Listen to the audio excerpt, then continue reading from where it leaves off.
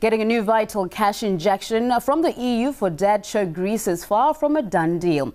Leaders of the coalition government have failed to agree on stinging cuts worth roughly 12 billion euros that the Prime Minister insists are crucial to avoid bankruptcy.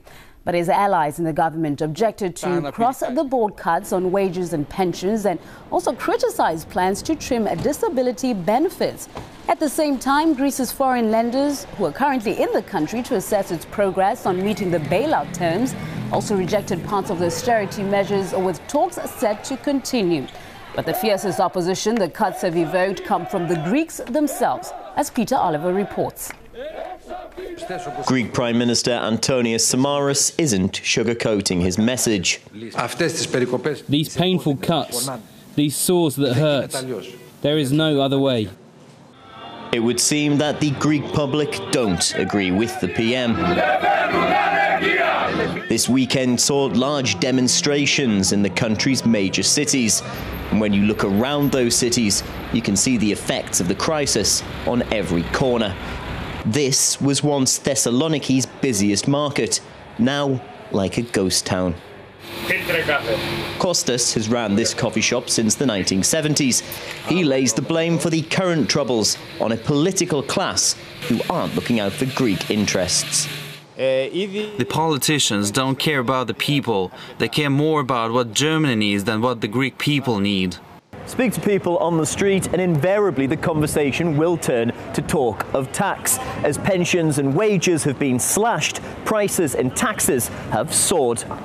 When they cut from salaries or from pensions and in the same time they increase taxes, it's very, very difficult to pay some bills for the warmth, for the water, for the food.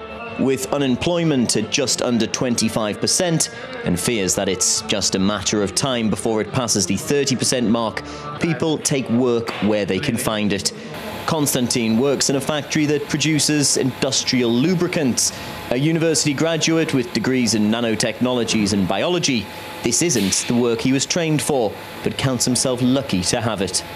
The situation is bad, but this work allows me to provide for my family, and I enjoy it. As unhappy as the vast majority of Greeks are with the current situation, if the country is to remain in the Eurozone, an extra 11.5 billion will have to be cut from Greece's deficit to make sure it receives EU bailout money. That means more pain ahead for the Greek taxpayer. But despite their enmity towards Samaras' plans, even the harshest critics of the government fear that a return to the drachma would open a Pandora's box of fresh financial woes. The bottom line is, we must stay in the euro. No doubt we have to stay. It's as simple as that. Going back to the old currency would be fatal.